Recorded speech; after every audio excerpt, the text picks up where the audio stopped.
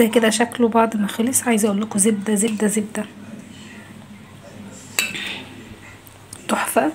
هو خد بالظبط معايا ساعه ونص زي ما انتوا شايفين.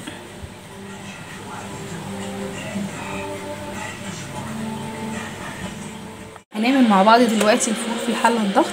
معايا نص كيلو فول، انا نقعاه لمده ساعه فقط لا غير عشان خاطر ما القشره بتاعته ما تجلدش معايا. تاني حاجه، اهم حاجه وانتوا بتجيبوا الفول هاتوا الفوله اللي هي الفاتحه مش الغامقه. معايا طماطمتين ونص ليمونه، ومعايا 4 معالق عدس اصفر.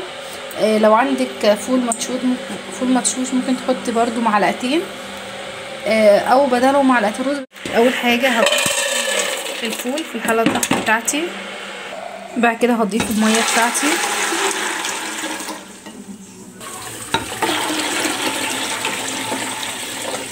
اهم حاجه ان الميه بتاعتي تبقى تحت المسمار ده ما تتعداش كده، دي اهم حاجه.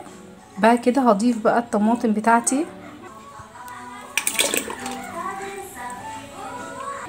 بعد كده هضيف بقى ال4 معالق العدس بتوعي. اهم حاجه العدس تكوني غسلاه كويس جدا، وهضيف عصره النص الليمونه.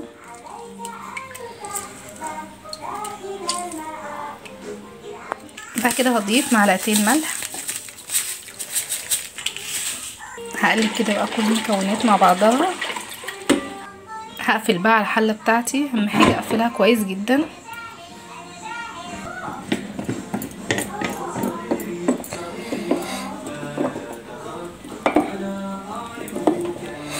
اهم حاجه تاكدي ان انتي قفلتيها كويس جدا.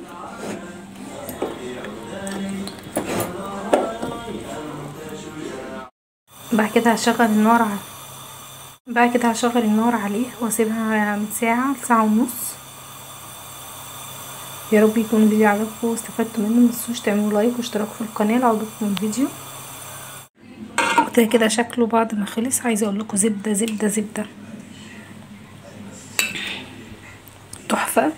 هو خد بالظبط معايا ساعه ونص زي ما انتوا شايفين.